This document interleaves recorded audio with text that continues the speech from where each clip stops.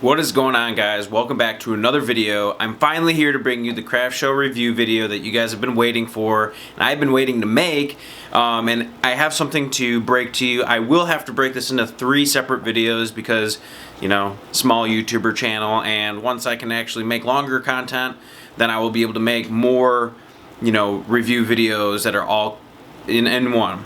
So starting off, I now have 11 3D printers since we have last talked, and I started out with 2 originally. So from November, December, it's been absolutely nuts with the overall craft shows, buying printers, modifying them, and everything. So let's go ahead, get right into it. So starting where we left off, you guys last know that I signed up with my wife for a craft show that was taking place on November 11th, and we had found that event through Facebook. We found just a local group that was hosting craft fairs and things like that, and we had ended up signing up about a month in advance through Facebook, and we paid $75 for a 10 by 10 space with electricity, and it was pretty interesting just going through like that first process of trying to sign up and actually figure out like the whole process of everything. There was a lot of information on Facebook, like you could easily message the host and whatnot, and there were people that were commenting like their different things that they actually make and whatnot. So it was interesting to see like all the different people who were interested in signing up. So we ended up signing up for the event, and just, you know, coming up to it, there's about 30 to 40 people that were marking as they were interested in the event, which most of them seemed to be vendors in general. So as we came and got closer to the event, I had been working on 3D printing as much as possible, trying to print, you know, dragons, sea animals like turtles, octopuses, things like that. I had actually made like recycled skulls from old prints. And so I was trying to take like a variety of things, and I also had split the booth with my wife, and she loves to do a bunch of the cricketing stuff. So we took customized cookie gifts, we took sublimated sweaters, and we also took like a whole bunch more stuff that she had made, plus all the 3D printing stuff. So we had a wide variety of things. We had a 10 by 10 area, we had electricity, so I was planning on taking the printer, which I did. And we were super excited, so much so that we actually dedicated our whole living room and kitchen room to essentially be our test area for our booth, and set up the night before, so that way we could actually see like how our booth was going to be laid out. We did do a Z formation layout, and that I believe was the best layout that worked for us, because we're able to, you know, welcome people in, and it's not just some long form table, and that overall was really good. The preparation was definitely worth doing because that made us felt so much more comfortable on the display. We were able to bring family members over and ask how it looked, take videos and send it out, and ask also people how it looked, things like that, and just try to really dial it in before our first show. So coming up, we've now moved up a month, and this is the day of the show. So we end up getting informed that we're to show up at the hall. It's a community type thing where you basically can rent out a big room, and then you can bring in as many people or whatever they allow. So we showed up about 8:30 in the morning on Saturday for the event. The event was from 10 a.m. to 4 p.m. So we had about 2 hours or an hour and a half before we had to fully, you know, set up and be ready for the show. So our setup was very easy. Again, as we prepped the night before, it really made us really comfortable on trying to get our setup done quick, efficiently, and accurately too. You know, just making sure like we're using our time and everything strategically to try to get all this stuff set up. So we had really good luck right away when we walked in and things like that. We did have to go around and try to find our table, which didn't take too long. Luckily for this event, they did have the papers on top of the tables that said like which table you were. So you just, once you found your table, you just set up. We did notice that like on the floor and things, they tried to add tape, but the markers for the booths aren't really that great. So we had to kind of take and just wiggle our tables around that would actually make our whole formation work as we tested in our house. So it all set up worked perfectly, which was great. And which was really cool too, as I took the 3D printer and all this stuff, there were other vendors that were setting up, and they were really driven by the 3D printed stuff, as I had started the 3D printer even before the original show or the actual show opened. So we had vendors coming up to us asking about 3D printing, you know, wanting to pick stuff up and actually touch it and all that stuff too. So it was definitely really interesting, you know, seeing how much people are interested in 3D printing stuff, how much they see it, you know, in the news and online and things like that, and then now seeing it, you know, and being able to touch it and things. Like, a lot of people were saying, wow, this is the first time I've seen a 3D printer, and you know, they were saying like some of the 3D prints look like plushes because of the shininess from the filament and things like that. So it was very interesting talking with people, and there was a lot of networking, you know, with just setting up. So overall, it only took us about an hour to set up. On our one side, we had a booth that was selling epoxy waterfall type tables that were wood. Those were super cool.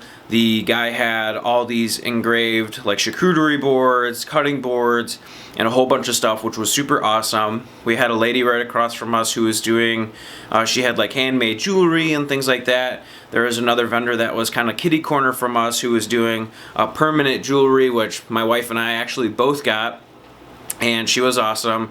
And then there was a booth next to us that was doing tumblers. So there was a whole variety of different booths around us. And overall, within the event, there was probably about 20 vendors, I would say, throughout the entire hall that we had, which again is just a big room. So as the show had started at 10 o'clock, there was a little bit of a line to come in, which was great because we had invited like a bunch of people, and as I said, there was only about 30 or 40 people who actually marked they were interested on the event, and again, most of them were vendors. So that kind of made me a little bit weary when we were setting up and up to the show, but then as soon as the show had started, my wife and I were already on our feet, super busy, running around just trying to talk with people. People wanted to pick stuff up, asking us, you know, questions and things like that, and it was just awesome because we already had seen like how much interest people have with this stuff and how fast you know, we were able to make our booth back, which was awesome, and we were able to sell, you know, a couple things here and there, you know, within our first hour. And like I said, we made our booth fee back, which was really great. As the show progressed, we had like more family members and things like that come through. There's a lot of other vendors there. There was even a kid booth business that she had invited like her friends and things like that. So there's actually a few younger kids that showed up and things like that that were interested in like the dragons and the octopuses that we had brought and the sea turtles and things. So it was really interesting. Like, people would even come around, look at our stuff, you know, go back to their booth and sit for 5-10 minutes and then come back again, and then just like come back and check it all out. So it was really cool, like really reassuring. You could see that people were interested and they wanted to actually get the stuff. Kids often will pick up the 3D printed dragons and things like that and just play with them, or they'll go ahead and look at them, point at them, and, you know, and just interact with them, which is really cool. Like, your 3D prints really come to life when you have that interaction, you know, with a customer or just a kid that's looking at it who's really, you know, wanting it and imagining something about it.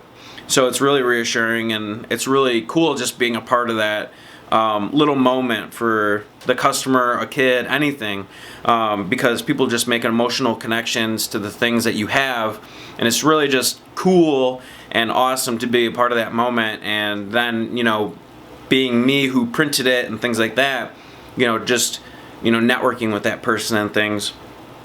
So overall, like I was saying, the show was going really good. From about 10 o'clock to 12 o'clock, again, we had made our booth fee back. We made more money than we expected for sure within our first few hours. And lo and behold, around 12:30 came, a few of our friends had headed out because they typically just came to see us and the other booths that were there and not really hang out all day. So, you know, all of a sudden around 12:30, 1 to 1:30-ish, the traffic for the whole show pretty much stopped. There was a lot of vendors that were pretty much just looking at each other, you know, not really saying anything, no communication. It was pretty much just a silent room with some music and vendors pretty much on their phone looking at each other. My wife and I were not trying to sit. We were not trying to just, be static, but we wanted to try to make sure our booth looked really good. And with this being the first event, we weren't really sure how to fully handle it, but we wanted to make sure that if somebody was coming up to us, we wanted to make sure we looked professional, we wanted to be engaged, and we wanted to be present for them in that moment. When you have customers walking up and you're just like sitting here on your phone, like looking at your booth, obviously some customers aren't attracted to that. Most customers won't, try to push to say hello and things like that, but if you are present, if you're, trying to actively communicate with them and just being there because you paid to be there and you want to be there, you will have, a really good return for sure. So, and also just being, interactive, as I'm saying. So around from 12:30 to 1:30, there was a complete, dead stop of no traffic, basically. It was all just vendors, and it was a little bit shaking, obviously, because just no customers. The booth next to us, they already had a few customers that had come by. They didn't have too many sales. I'm not sure how many they had, but I know that they were frustrated because they kept coming up to us, aggravated, and you can tell when people are bored because they'll typically just kind of like wander around and things, and that's what was happening. Like they would come over and they would go over to the concessions, and then they would just kind of like look over at our things, and then they would come up and start talking to us, just about our business or, just different strategies and whatnot. So, and obviously the giant elephant in the room, right? No traffic. People are just constantly talking like, what are we going to do? What are we going to do? And that went on for a straight hour. So after at 1:30, the neighbor next to us, they ended up packing up and leaving because the traffic had just pretty much dwindled. It took for almost a full hour, there was zero traffic. And again, this was a Saturday, it was nice weather out, all this stuff that you would think that there would be, more people coming in and whatnot. So the booth next to us had packed up, and I remember seeing within the terms of service that if you do pack up, they won't ask you to come back, to another event and things like that. So my wife and I were kind of like considering like, well, will he get kicked out or whatnot? And luckily he was able to get reinvited to the next show and things. So there was nothing wrong with that. They left. And they did have really hard competition. They had another tumbler booth that was right next to them. So the organizer really didn't plan that out well, because you really don't want, to be next to somebody and have like the same designs, materials, things like that. Luckily, there were no other 3D printing booths at this show, but it is still, very intimidating and things like that, trying to, sell things when somebody right next to you, has the same thing. And in the scenario of like the two tumbler people. So after about 1:30, like I said, the traffic, started to pick back up. So I was glad because we did hang around. There were a lot of booths that were starting to get a little bit more active. You can tell like they were starting to pack stuff up, which was a little bit nerve-wracking, like I was saying. And this was after 1:30 that they were starting to pack stuff up, as they were a little aggravated still. But there were more people who started to come in, and it was really relieving because we had probably 5, or 8 people who trickled in. And they did end up coming down to our booth and things like that, and they had purchased some things, and we even had vendors that had started to come over from other booths that were just kind of waiting for traffic or whatnot, and just more or less time to pass, and they were asking us what types of things that we brought, and they were just interested in the 3D printing stuff, and just why did we have all this traffic all of a sudden specifically to our booth, and to see like what we had. So that was really relieving too, is like, now we have customers who are coming up to an event that wasn't extremely marketed really well, and now we also have other vendors that are coming over to us asking us what we brought, because they see all this traffic. So in the long run, we ended up waiting till the very end of the show to pack up, which was very awesome, because at the end of the show, our very last sale was the biggest sale in one sale at a time. So what had happened was a family had come over, and then basically it was the mom, son, and daughter who were looking at everything, and they really liked it all. The kids especially wanted the dragons and things like that, and then they had bought in like one or two things, and then they had moved on to another booth looking around, and then their dad had come on, and as they walked around the circle within this hall of booths, their dad had joined them, and then they brought their dad back to our booth, and I saw like he was wearing like a Deadpool helmet, which was super cool, and he was immediately intrigued by all the 3D printed dragons and big things like that.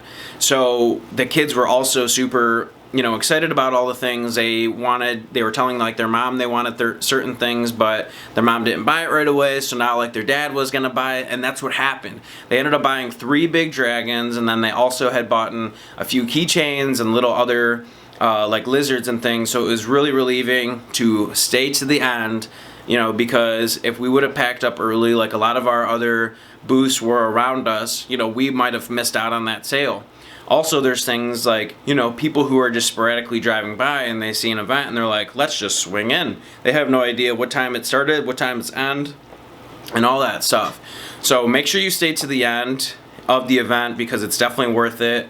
And overall, we had a really good time at that event. We made way more than what we thought we were. Like I said, we were just hoping to get our booth feedback, as we were already worried about the amount of traffic that was going to show up. And my wife and I, after we had finished the show, we got the itch. We were ready to start, you know, hunkering down on trying to find more events. You know, I started buying more 3D printers, a whole bunch of enders, and you know, just trying to find more events and things like that. We started ordering more filament and everything, so as you can see, we started to scale, and it's been awesome. So I think I'm at my time limit, but I will catch you guys in part 2 for the second craft show that we did, because we have a second craft show and a third show that we did. So make sure you check out those other 2 videos because they will be posted on our YouTube channel. And it was awesome. It's a totally awesome time. It's very interesting, a lot of networking and things like that. So stay tuned because it does not end here. It only gets better, and it's only going to get better. So make sure you subscribe, like, and comment what you guys think, and I will catch you guys in the next one.